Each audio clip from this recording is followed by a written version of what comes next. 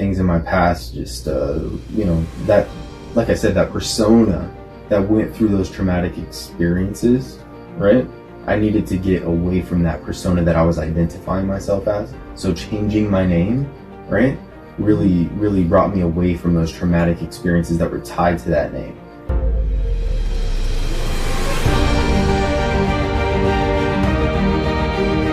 Hey, it's your girl Wendy, back with another episode for Soul Inspired Living.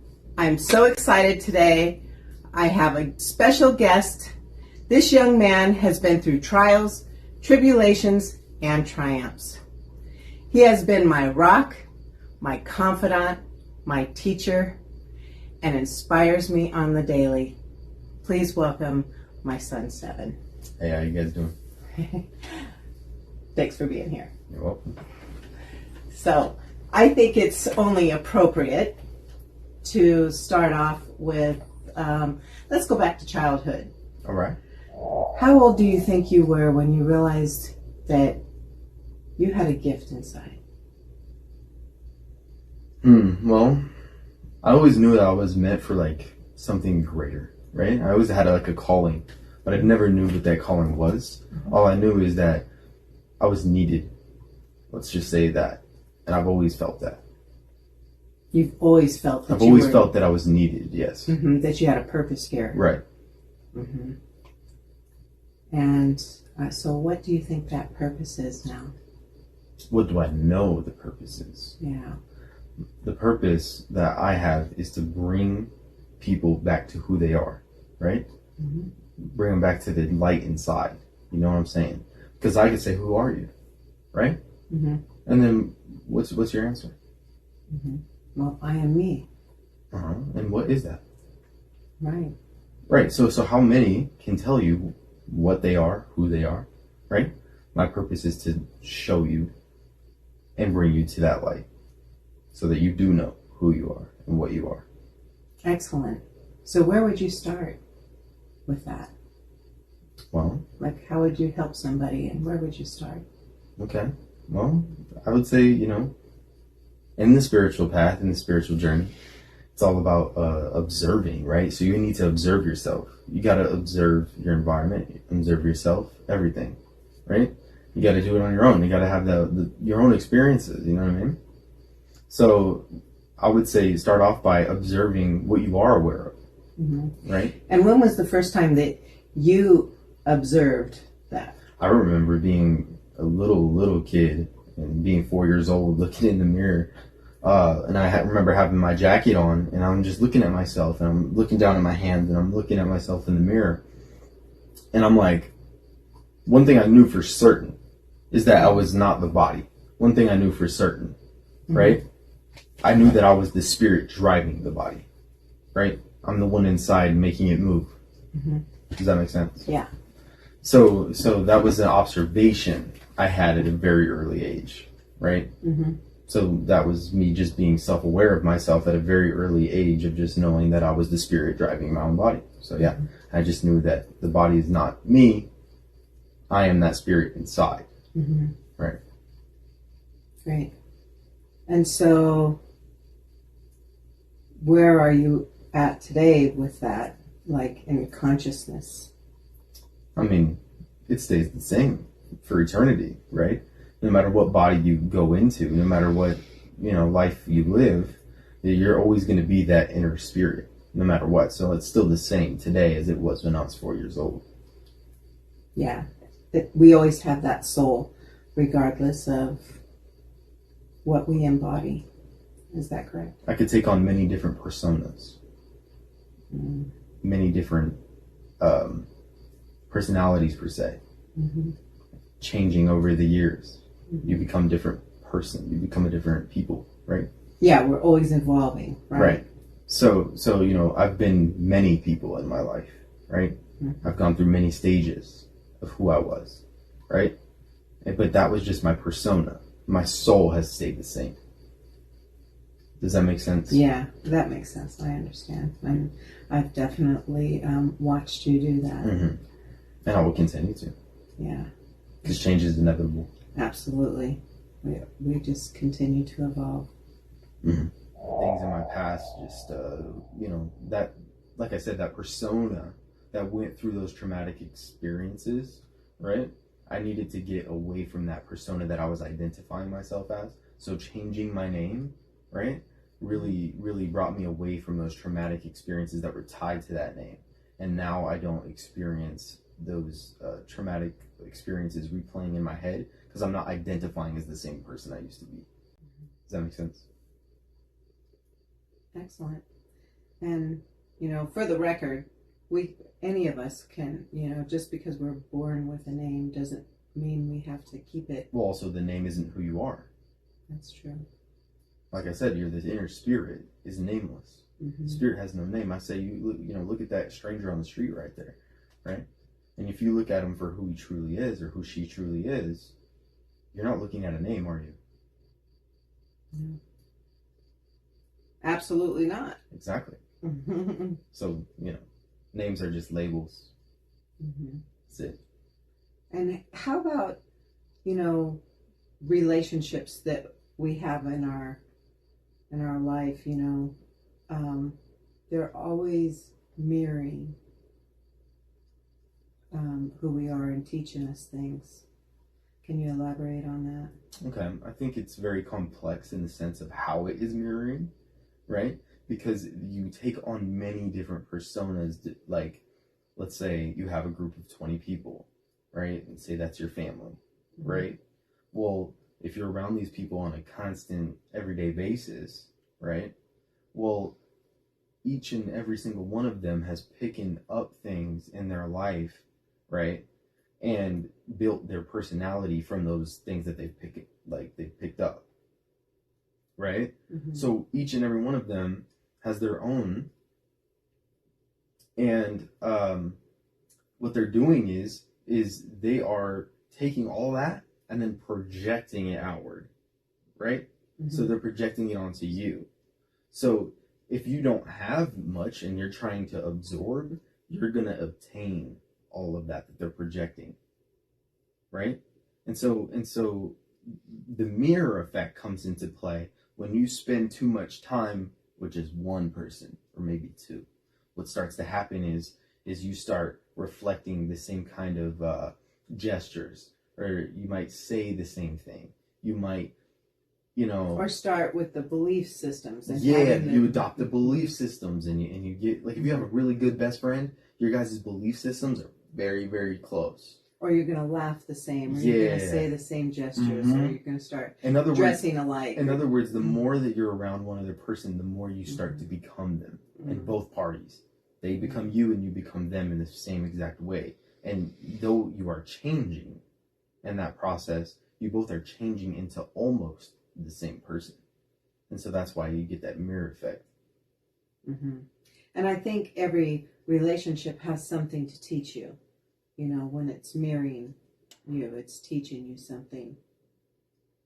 For sure. I mean, you're always learning. Regardless of whether it's mother and son or husband and wife or brother and sister. Due to the present moment changing, we're always learning in the present Mm-hmm. moment. You know what I mean? And we're always in the present. Isn't that correct? Oh, absolutely.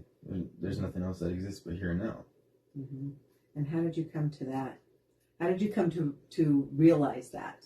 Well, I've tried to go to the past. It doesn't work. How about the future? It don't work either. And so you just realized that by observation, then. Yeah, pretty much. You just got to observe that. You know what I mean? Mm-hmm. And just know that all we have is here and now. I could say what I did 5 minutes ago. Mm-hmm. I could have a memory of it, right? But the memory and what I did 5 minutes ago and all that exists here and now. You know what I'm saying? Mm-hmm. That information that I just said. Right. It's all just here. And if we're in the past, then we could be... You mean thinking about the past? Yeah, like thinking about the past. And some people get caught up in the past. I just want to address this, that, sometimes if we get caught up in the past, that is depressive. You can end up with depression and type things. And if you're in the future, then it's more anxiousness, and that's where anxiety comes from, because we're worrying about what's going to happen when really all we have is right here now. Right. Who is one of your biggest mentors or inspiration that you've learned from? Biggest. I have to say myself. I learned a lot from myself, right? Mm-hmm. But I know that's not the question that you're getting at, right? I know that's not the answer you're looking for. So I'll say myself first. Mm-hmm. I've learned a lot from myself, all right? Yeah, a lot from myself and my environment, just observing everything, for sure. Okay, so in terms of spiritual teachers, I will go ahead and just name a few of them. I'm not going to put them in order. Okay. I'm just going to name a few. Okay, perfect. So, Daryl Anka, right? Okay. Bashar, right? Okay. Okay. Sadhguru, Alan Watts. Absolutely. All right. Mm-hmm. Yeah, those are some big ones. Ram Dass. Oh, sure. Okay. Mm-hmm. Which Neville one Goddard. was? Oh, I'm sorry. Oh, Neville Goddard. Mm-hmm. And which one was most influential? You think? The most influential, that gave me the most insight, the Yes. time that I needed it most, Mm-hmm. definitely was Alan Watts for me. Sadhguru brought a lot of clarity into my life, Mm-hmm. right? I mean, in terms of just, they brought clarity to let me know that what was happening to me, what wasn't necessarily something that was bad, right? They showed me that it was liberating. Yeah. Yes. Sadhguru did? Yes. Okay. And what did And Alan Watts. And Alan Watts also the same? Yeah. Bashar has more gave him better insight on like paying attention to like energies, Mm-hmm. you know, and being in tune to like what energy that I choose to experience. Bashar has helped me with that a lot. So yeah, I would say those people are the most, Mm-hmm. for sure. And Bashar was talking about something about the energies out here and who you are on the inside, and I don't know if you can expand on that. I don't know what you're referencing. So Well, what we were talking about, I think it was the other day we were having a conversation about, and I think you were referencing Bashar, and how he talks about things out here and happiness on the inside. Oh, okay. So like he's talking about how like, you know, a lot of humans will go out and try to obtain this, obtain that, right? And then they're not happy, right? Because happiness does not come from, you know, things you acquire on the outside, right? It comes from making that decision to follow your highest excitement and your joy and your path. You know what I'm saying? So, yeah. Mm-hmm. Yeah, that nothing outside of you can make you happy. It's yourself. It's you making the choice to follow those exciting, happy, joyful energies inside, right? So like in any moment, any person, anywhere in the world, no matter what situation's going on outside of them, they can make a decision at any point. They could just decide, all right, I'm going to follow my excitement. I'm going to follow my joy, right? Because the depressed people in places that are in mental blockages, that are in places that are really low, I know because I've been there, right? Their mind's going to tell them no, they can't, that they're stuck, that you know, they can't press forward because all these situations are happening. So this is my reasoning and this is my belief into why I cannot follow my joy, why I cannot follow my experience or what's it called, excitement, right? Mm-hmm. Right. So how do you get yourself out of that then when you're that low and and you're trying to figure out like what is going on here? I'll be the one to tell you it ain't no easy process. It isn't, right? Right. For some it will be easier, for some it will be harder.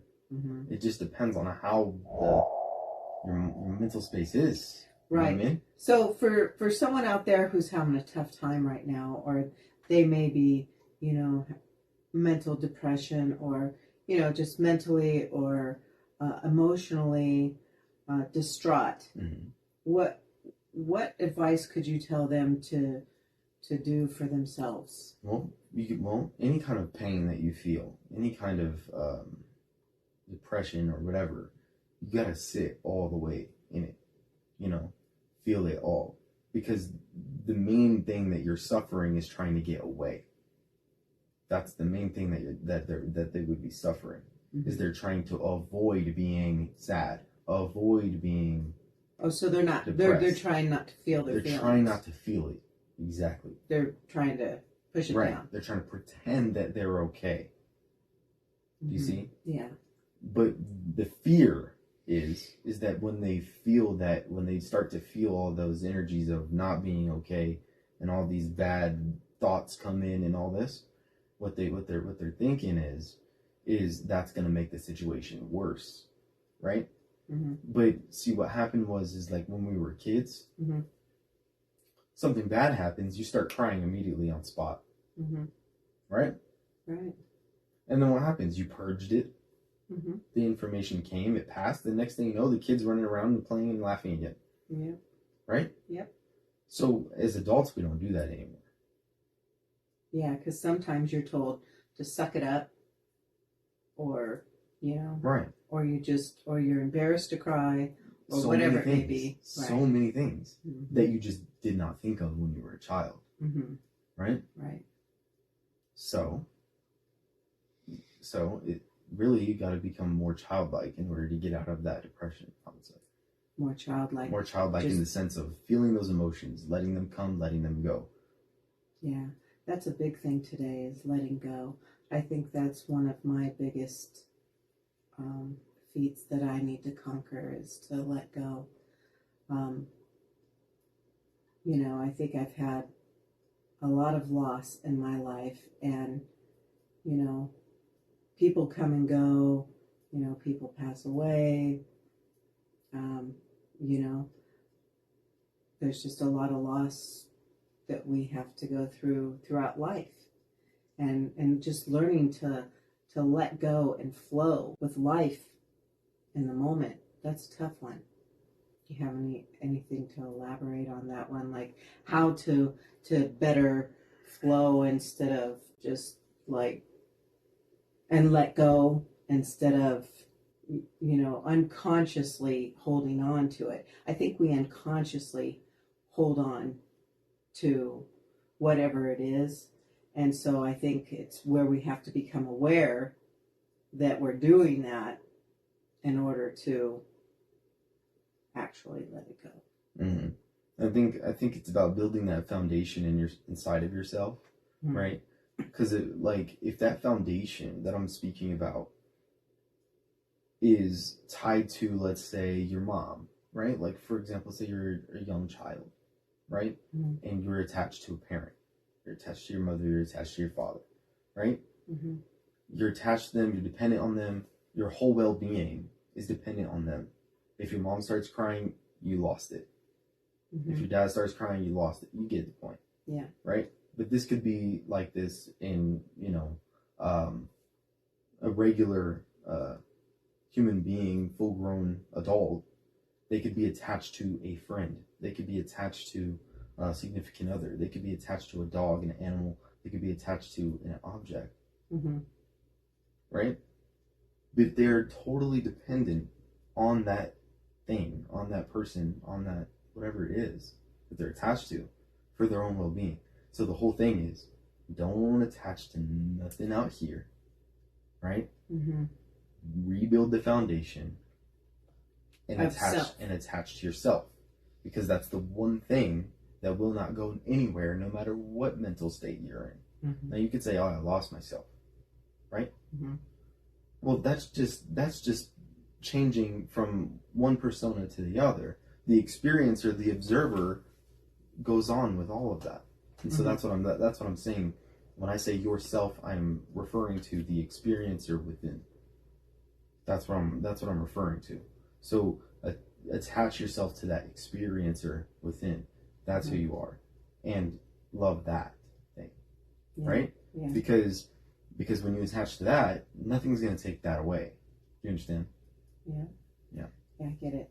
And so, yeah, it's just bringing back to self and loving yourself and not attaching to others.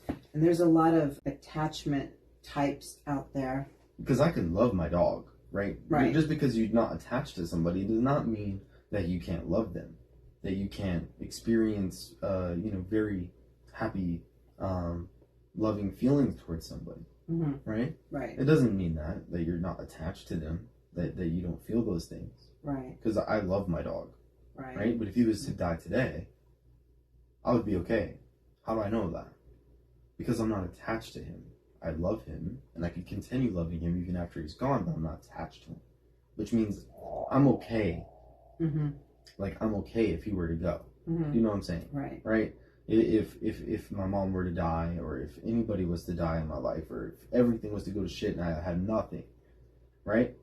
I know that I have myself and I'm fine, right? Because I'm still here experiencing, and this is where my foundation is built, right? Because I know that for some of the people watching this, or even you hearing it now, that you will start to notice what things you were attached to as I'm saying this, right?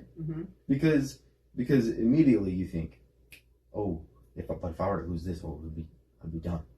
Now you know what your attachment was. Do you see that?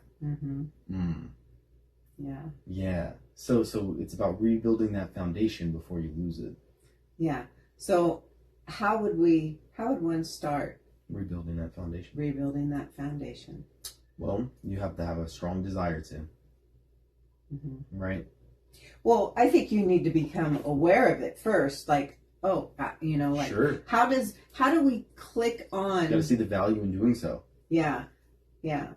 Right? Like first you have to somehow. I say pain is one of the greatest teachers. Oh, okay. Right? And when, like, for example, like if you hurt yourself by touching the stove, right? It's the same way in mental processes that go inside your brain, right? When you put yourself through enough mental pain, right? You learn, you go, okay, I'm not going to do that no more. Right? Right. And so when you learn from your lesson, from the pain that you experienced, right? You'll have different desires and things to change and adapt and move on and all this. And I believe that I've had enough mental pain, right, that I've learned where to stay away from and where to go in my mind. Do you know what I'm saying? Yeah. So you can't teach anybody any way particular. Everybody's so specific. Yeah, everybody's an individual. Yeah. So they just have to kind of figure that out for themselves in their own mind, like where they need to be and get out of that, Yeah, you got a desire to. Because the truth is, if you just want to die, right, and you don't desire to live on, you know what I mean, and that's the state of mind that you're in and all this, there's no way that anyone out here is going to be able to help that person. No way. Right? If they've made that choice. Right, they made that choice. You know what I mean? I can say that the best that we could do on the outside to help somebody like that is to really, really, really be in tune with yourself. Because when I know myself really good, and I've been through these situations in the past, and I know what decisions I've made and stuff, I can tell my story, right? And when I tell my story, that relates to these people in those low places, and it might spark something inside of them to want to live or to want to go on, right? But then it also may not. It's just a chance that it could. Do you want to share your story here today? About? Your I'll call it your spiritual awakening story. You know, what's happened in the last 5 or 6 years. Yeah, we'll have a drink of water on that. Okay. I mean, you can go back to, you had some loss in your life and start it from there. What happened? Okay. So two very significant people left out of my life, right? Two very significant people. I'm not going to say who they were. But two very significant people left out of my life and then shortly afterward a third, right? And like I said about those foundations, were totally attached to these three people, these three things, right? And I was so dependent on them for my own well-being, right? That when it got taken away, I was lost, right? My whole persona was gone. Yeah. So then the soul searching began. Who am I? What am I? Yeah. Why am I here? Well, all these questions started arising, right? And then, depression sinked in, right? Took a minute, but the depression did finally hit. I would say maybe about a solid 6 months into it, depression started to hit hard, right? Right after those events happened. And then I could say that, I started smoking a bunch of weed, right? Yeah, you were. Yeah. I wasn't drinking though. That was never my choice of. Yeah, you never did any other drugs except for just smoking. No. And the weed was kind of helping you to cope. Is that what it was doing? You know what? I think I was just trying to not feel. Yeah. Right. Right. I think that's numbing what it out. was. Numbing out.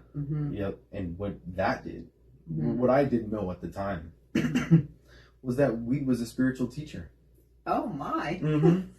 That's what I didn't know. Oh. But it showed me. Oh. And let me tell you, it was not pleasant. What did it show you? Well, one thing I knew for a fact is the world that I was in and that I was told that it wasn't the same. Oh, no. I started getting these deja vus, right? That I was like trapped in almost like a hell loop, right? Wow. That I was reliving the same experience over and over again, right? Until I learned my lesson. And so I knew I needed to make a decision. Stay in the loop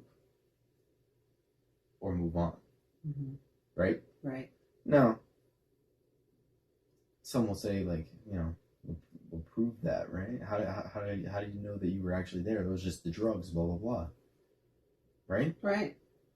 Well, it was an experience, right? And I experienced it. So for me, it was real. Right? Absolutely. Okay. No one else can tell you any different. Right. So then I started on my journey trying to figure out who I was, trying to figure out what this world was, and all this, right?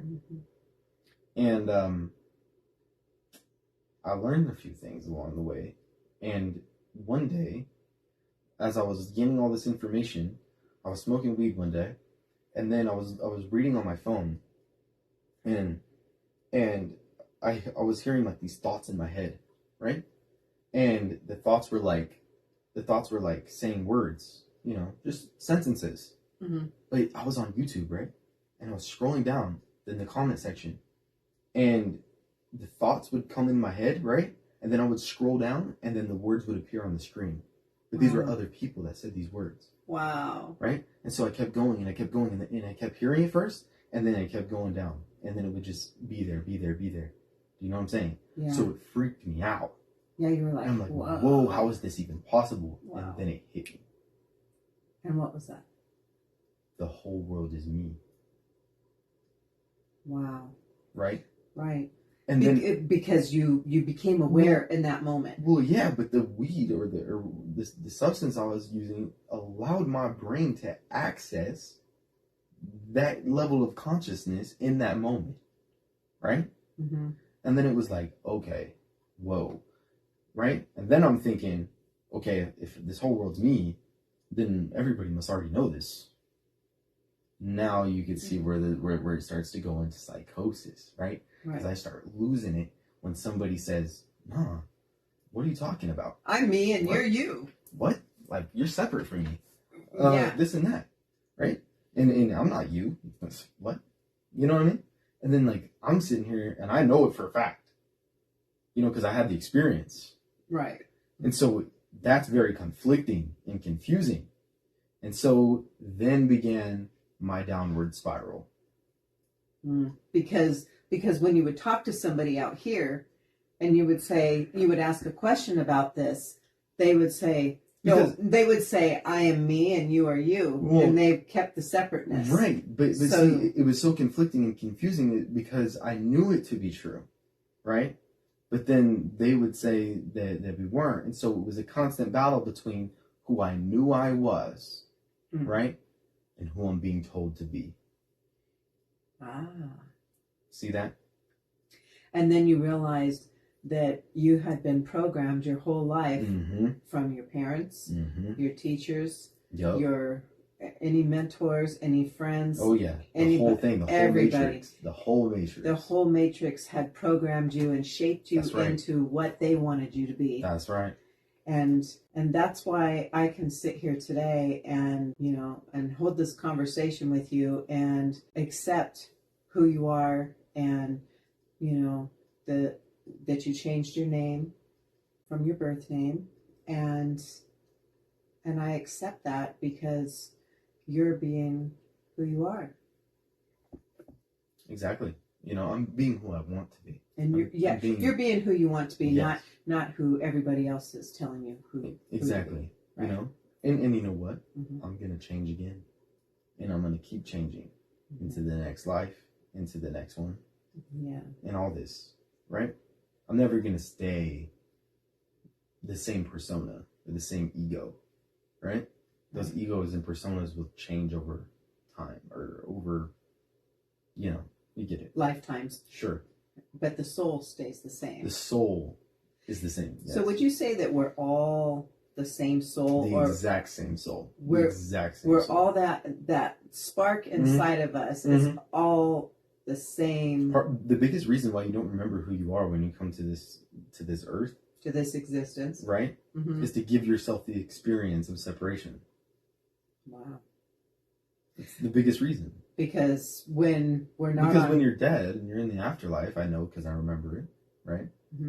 When you're dead and you're in the afterlife, dude, like you're all alone, like you're chilling, you know, and you know it so clearly, and then you have all the power and everything, and but you are alone. So of course you would want to create an experience where you're not. Does that make sense? Well, sure, because you get a little bored there, or you know. Well, it's just that you want to experience the contrast. Yeah, so you go and you experience separateness, a new life again. The separateness, because that means that you are my mom and I am your son, right? And we are living out these personas, these experiences as separate beings, right? Right. Okay, so you know, interesting. It is what it is, but hey, God does what He wants to do. You know what I'm saying? She wants to do. Right. He wants to do the same thing. God, universe, source. It's all. And aren't we God? 100%. It's so obvious. So obvious. Because I could just ask whoever's viewing this now. I could say,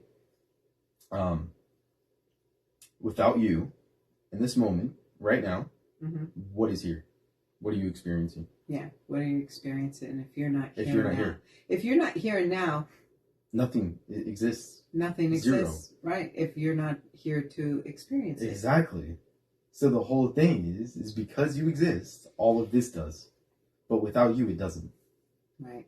And all this out here. So you are God. And everything out here is you. But the idea of God, like, oh, the all powerful, and if you were God, right now you could make this levitate.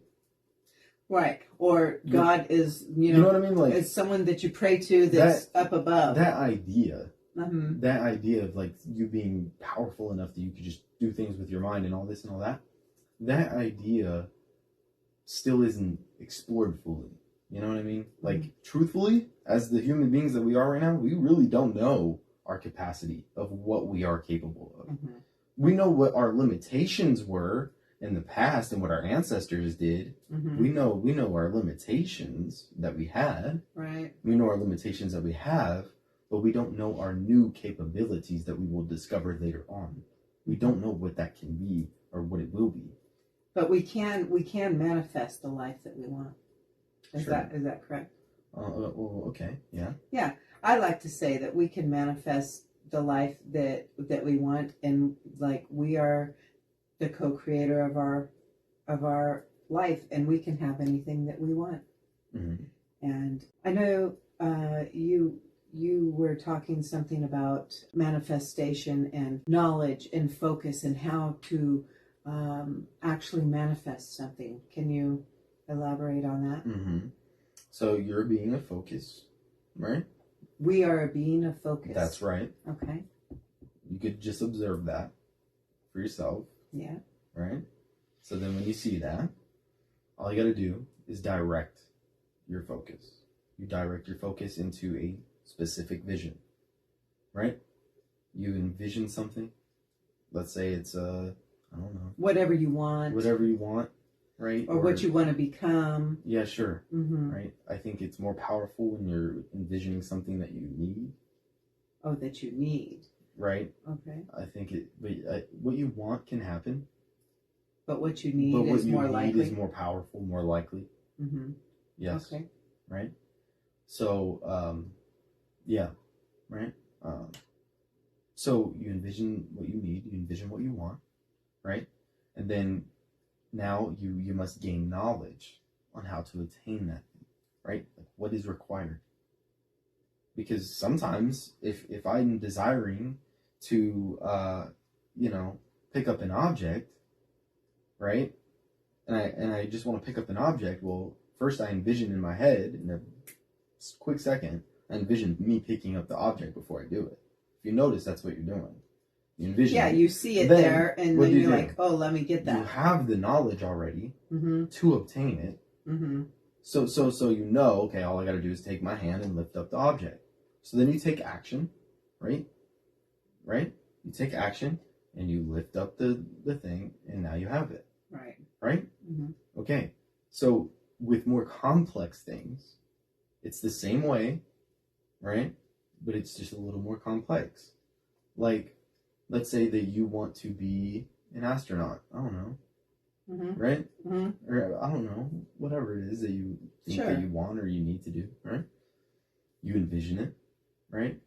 So you have the vision, you gain the knowledge, you take the action, you stay persistent, it will be. Period. There you go. That is manifestation right there. Mm-hmm. Mm-hmm. Yeah, so focus on what you want for yourself. Gain the knowledge in order to obtain it. Take action and stay persistent with that action, and it will come to fruition. That's right. No doubt about it. Mm-hmm. And I've done it, and you've done it. That's right. Mm-hmm. And I think everybody's done it, and whether they know it or not. And there's people out here trying to do all these different crazy things. You're constantly manifesting things. You're constantly doing that. It's part of what our being does. Yeah. You know, I could sit here and try to do nothing, but I'm still manifesting something. So, do you think that we all have a purpose to be here? Like what why are we here? Sure, but I don't think it's quite like what you think it was. You know, like I think that your purpose could be sometimes you're called to it, right?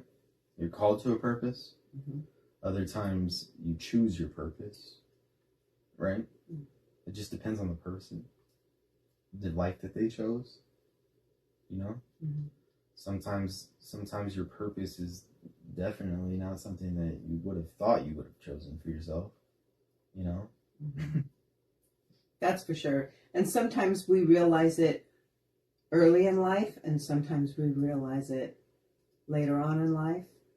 Yeah. You know, and sometimes people don't realize it at all. Yeah, it happens at different times for everybody. Yeah. What is next for you? Do you ever ask yourself that? Like, what is next? You know, I think we should always ask ourselves that in life. Like, you know, I think I've known what's next for me. You know what I mean? And in my path, what's next for me is to bring my message to the world, right? That's what's next for me. I've known that for a while. You've known that. And so you have a plan to do that. Oh, yeah. Do you want to share that or No. not yet? Okay. So soon, Mm-hmm. soon you will be sharing that with the Mm-hmm. world. How exciting. Mm-hmm. So you can't elaborate what the message is today? Well, I'm sure the message is quite clear. Know who you are, right? Mm-hmm. That's the message. Know who you are. Mm-hmm. So who are you? Right. Do you want me to answer that? I'm asking you. Right. Mm-hmm. I am you. Mm-hmm. Right. That's right. So we're sitting here mirroring each other, Mm-hmm. knowing that we're the only one here. Being in a higher consciousness. We're in that higher consciousness. It's way more efficient. Yeah. How's that? Because you gain everything that I have in me that is powerful. Mm-hmm. I gain everything that is in you that is powerful. Mm-hmm. Everything. So we combine that and we can work more efficiently. Mm-hmm. We can attain brighter futures. Mm-hmm. That's the secret. And how many people out there today do you think know that? Few. Out of 8.5 billion, some odd. Since my awakening, I've met about in person, people that I know. Maybe 5 people. A handful. Maybe 5. A handful. That knew already before me. Mm-hmm. Wow. Yeah, that's it. Yeah, and you've definitely led me to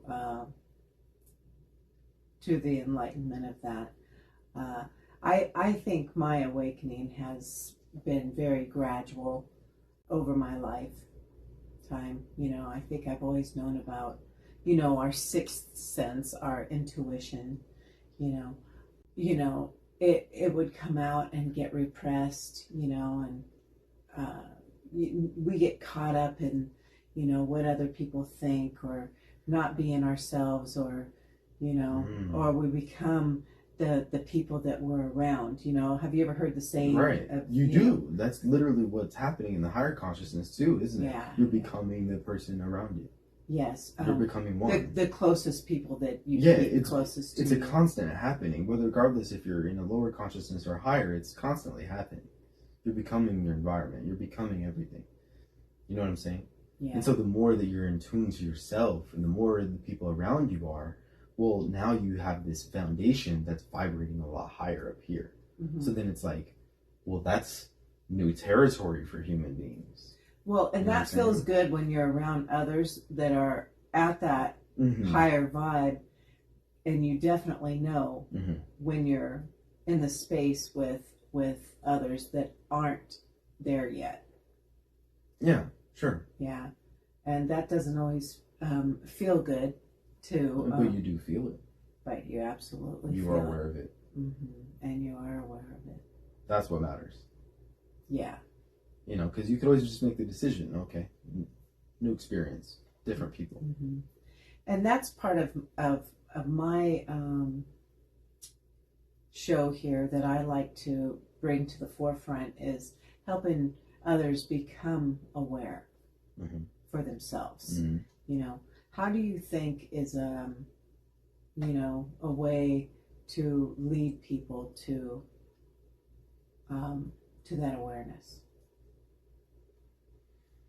Like to wake up for themselves and realize that, I need to, be nicer to myself, or to like I said, when they experience enough pain, then they will change. Unfortunately, that's the way it has to be. Yeah, so pain's the teacher. Pain's the teacher for the majority. Mm-hmm. I could say that some of them will have it through a spark of interest. Mm-hmm. Right? Oh, yeah. Well, I'm just interested. So they do it and they find themselves and they're happy.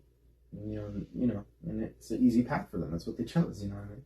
Yeah. I would much rather have it that way than the other way, but it is what it is. So yeah, that's exactly. The way that I wish that pain didn't have to lead us to the light, but it does. That's how it works. Absolutely. And everybody's had pain, whether it's physical or emotional. I mean, that's how evolution has worked too, mm-hmm. right? Mm-hmm. I mean, in evolution, the animal messes up, it has a hard time doing a specific thing and evolves out of it and finds an easier way, correct? Yeah. All right, then. Absolutely. So it's the same thing going on right here in the present. Mm-hmm. You're having a hard time figuring out life this way, so why don't you try something else? Well, some people are just walking blind, I get it. and they have no idea. But also, their world has not been shaken. But sometimes it does get shaken. Well, I'll go into that, like in the health part of things. Okay. Okay, so let's take that for instance. Let's say, people are, someone may be, just kind of without that knowledge or being aware, and they get a diagnosis from a doctor, and maybe they have diabetes or something. Okay. And so the doctor says, here, you need to take this insulin. Sure. And so they're just going to do it because the doctor told them to. And because they got this diagnosis, right. They just accept it. Yeah. And they go home and they take insulin, and they do that for the rest of their life. And what we're trying to talk about here is the awareness of that person to become aware enough that there is an alternative option. Is that correct? Yeah. How can we spark that in someone so that they can think, well, okay, so I got this diagnosis, but how did I get it? Or why did I get it? And research that and know that maybe they can do something without taking that insulin that would help themselves. Well, your question was, what can we do, right, to spark that in someone? Nothing. You can't do anything to spark anything in anyone. Unfortunately, it happens within them, right? It has to happen within them. It does. We like to believe that we influenced it, but unfortunately, that's just not the way it works. Because if someone's watching this video right now, right, and they're probably sitting here agreeing, and they're sitting here like, wow, I don't need to listen to my doctor. Maybe there is another way, right? Or they just need to research it. What I'm saying is that they already had that spark in them that found that. I don't think that we can influence that spark. They have to do it themselves. I think we can influence the spark if they're listening to a video and they happen to hear something that clicked, and then they go, wait a minute, I never even thought to do that. Right, but then there's another person could listen to the same exact video and not feel that spark. And not even hear it. That's what I'm saying. So it happens within them. But our influence was there, wasn't it? But the influence was there, and either they resonated or they didn't. Right, so the spark happened within. Okay, so it has to happen within them. It does. But, just with anything, we can speak on whatever we want to speak on. And if whoever's listening gets it, they take it with them, and leave the rest. And if they don't, then they don't. Like your listeners, or the people that you're going to influence, or that I'm going to influence out there, they're going to listen and take what we say and stay here and listen to it, or they're gonna click off.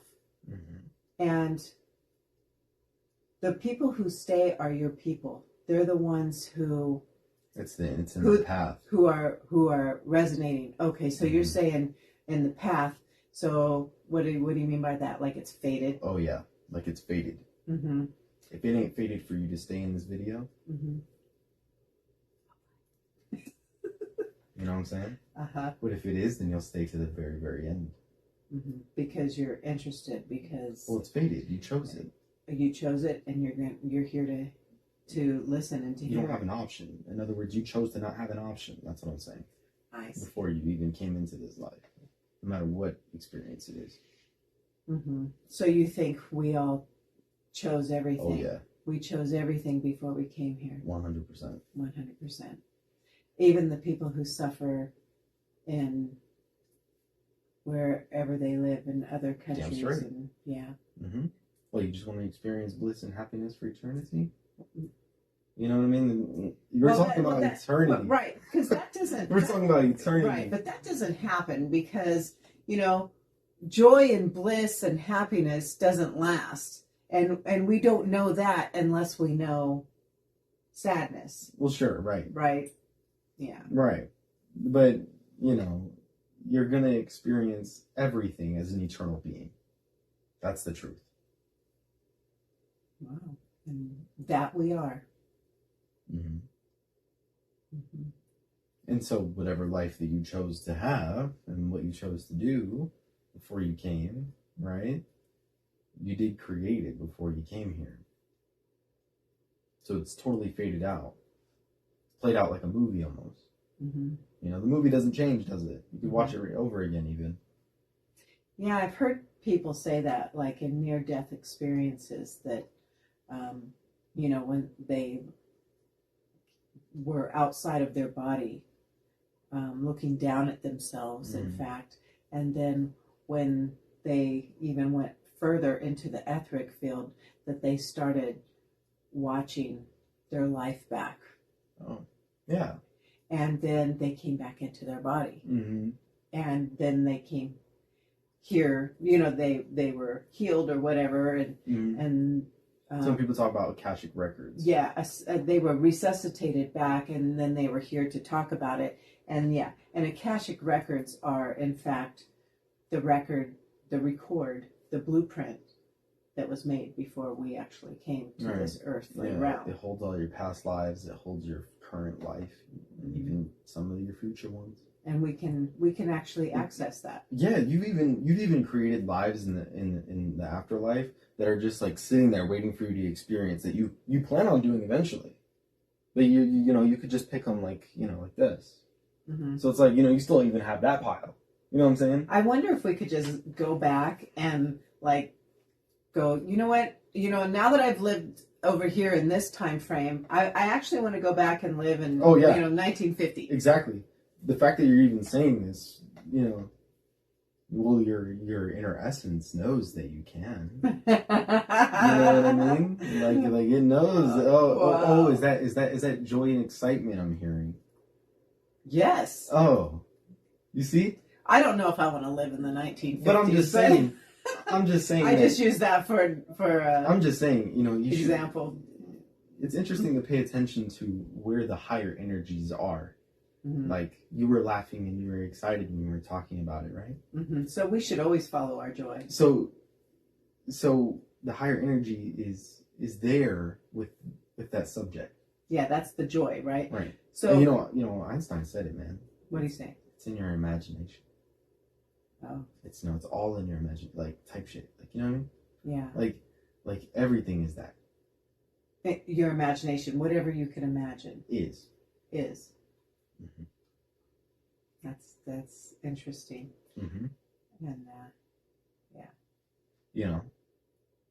But you could put on your limitations back on. Your limitation suit, you can put that back on. You know what I mean?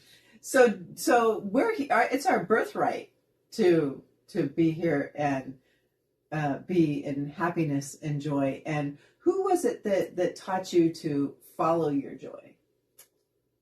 Who said that? The first time I heard it was from Neville Goddard, right? Mm-hmm. He's like the first one that really said, focus on the feeling, right? Focus on the feeling, and anything that you want will be, right? And the second person I heard it from was like Bashar, mm-hmm. right? Focus on your highest excitement, and your every moment. And the reason for that? Well, the reason for that is because if you choose to act out of excitement, right, everything that you do will be exciteful. Yeah, it's exciting. If I choose to act on exhilarating. If I choose to act on my anger, mm-hmm. everything will be angry. I'll experience nothing but or negativity. Yeah. Yeah. So if we bring that negative, so it's just energy, make a conscious decision to experience what you want in the moment. Now, if it is an excitement, okay. Choose something else. but do it consciously. Mm-hmm. That's what I say. You know what I mean? Do it consciously. Yeah. So how do you There's nothing wrong with going and experiencing negative experiences or doing something that's that you're not really supposed to do, let's say. Even, right? Or I don't know. So how do you stay There's in nothing that? wrong with that. Just do it consciously is what I'm saying. You'll learn from it. So how do you stay in that consciousness of just choosing? Just choosing. So just choose it. But sometimes I forget. You forget to choose? Yes. Like I forget, like, you know, because then you get sucked back into the everyday matrix lifestyle, the mundane. And so how do you know, you got to keep your brain. You got to have something that's driving you to make that decision. Every day to stay focused. Every day, yeah. If you don't have something that's driving you to do that, well, you know, your desire, your vision, your path that you are going on, you know, it's not pulling you hard enough. It's not pulling you toward it hard enough. You know, for me, my path is pulling me very strongly, right? So if it's pulling me very strong, you know, my focus is keen. My focus is very on point, always, you know? But I'm also aware in my focus being so keen that there's times that I need to rest it, right? But I also do that consciously. You know, I choose it and I'm resting my focus so my brain can rest. You know? You act like sad guru right there. Did that yeah, so I can rest. I love sad guru. No. They're all attached to our consciousness. Isn't that cool? That's what I say. That's what I'm saying. The more that you are in those higher realms, you know, you start to become everything that's in that realm. The more you realize, yeah. Same thing with the lower realms. Oh, that's fun. Isn't it great how like one toxic person could just be just like the other one? Oh my goodness. That's an observation. That's an observation. Right. You know, and I've been in everybody's becoming each other, you know? Yeah, I've been in and kind of a situation like that, you know, where, you know, you can choose to be in these higher vibrations, in this more positive energy, in creating, or you can be in this skeptical, more negative energy. And boy, have I learned from that. Fun stuff. But you know, you don't know one if you don't do the other. So yeah, you know, that's the way we learn. You know, the trials and the tribulations and going through it and learning. You know, like, don't touch the stove or you're going to get burned. And some people go back and touch it 10 times. Some are addicted to it. How ridiculous, right? Oh, wow. Oh, yeah, it's great fun. You know, so, yeah. But for spiritual teachers, like myself, we can't necessarily go in and nitpick for you, right? The best that we've been able to do that is to do it on ourselves, right? So it's up to you to do that on your own, to discover new pathways, new you know, a new path to the light, right? To do it on your terms, on your path. And sometimes that's finding that through the knowledge, whether we're reading something or watching some videos or, you know, whatever it may be for you. Some people it's in nature. Yeah. Right? Oh, nature's a big teacher. Oh, yeah. I remember times that I've been in nature and I could feel things that you would have never thought was possible. Oh, I'm a big believer in nature. And, you know, you've told me how you've observed animals in nature. Oh, yeah. And how they go outside and they ground and they shake off the energy. And they do this every day without even thinking about it. Yeah, you'll notice you'll pet your dog or something, right? And then like you'll stop, and he'll just shake it off immediately. Shakes off the energy. Mm-hmm. And you know, I do a modality. I go and have it performed on me, and it's called myofascial release. And I'm taught in there to shake it off. Mm. You know, shake off the energy and shake and or jump or and that's definitely the same thing that the animals are doing. Right. And I believe that, grounding ourselves and putting our bare feet in the earth is our home. And that has, positive, negative, actually. It has negative ions that come from the earth up into the bottom of our feet. And we have the largest pores in the bottom of our feet that we can it's like a magnet that we can absorb that, and it comes into our body and dissolves inflammation. I mean, I'm not saying it's a cure-all, but it definitely helps us. And, back in the days, if we go way back in history, even the Native Americans, they didn't wear shoes, or they wore natural moccasin that still allowed, the eons from the earth to come up into their body.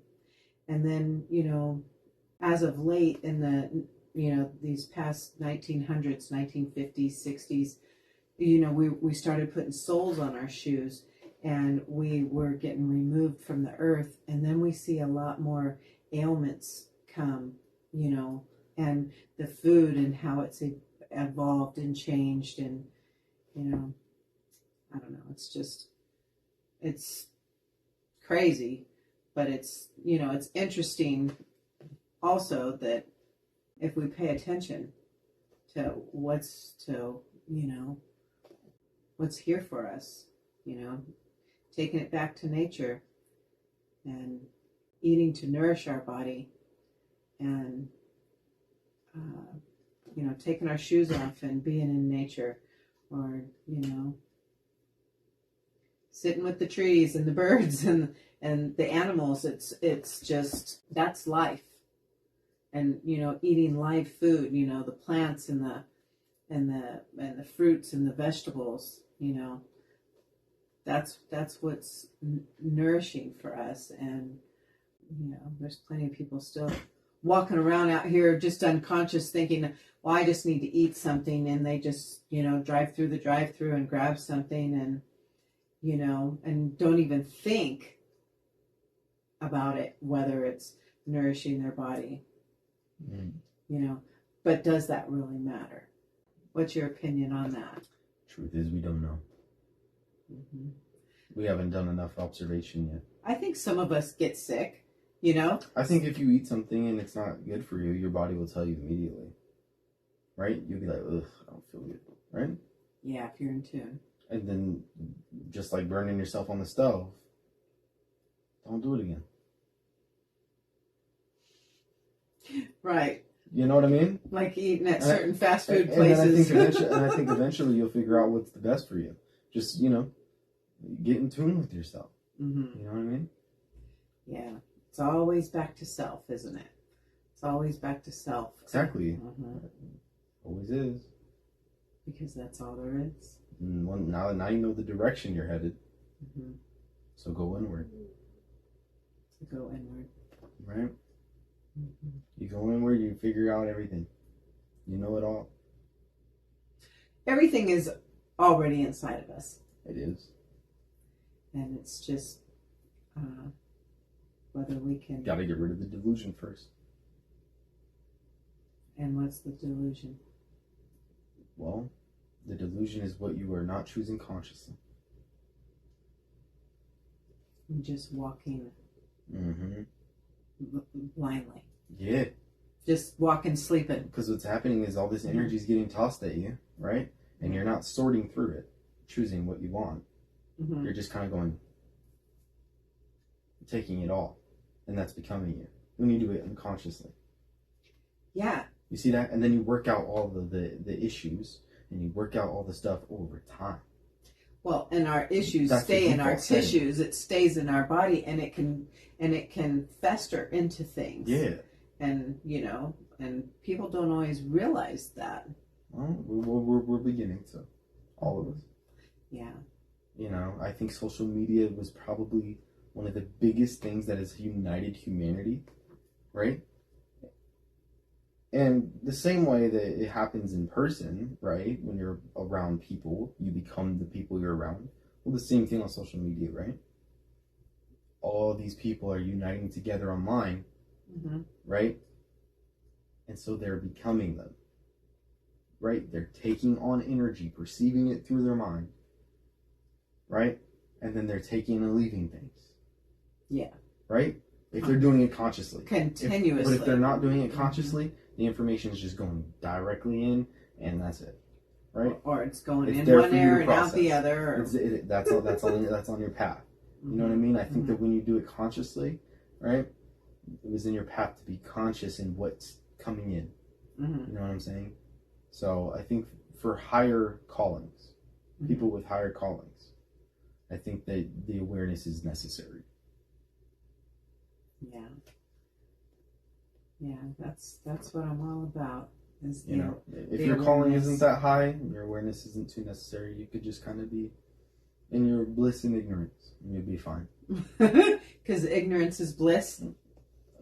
Sure, it can be. Right? I mean... Mm-hmm. Absolutely. You ever observe monkeys? Oh, yeah. Yeah.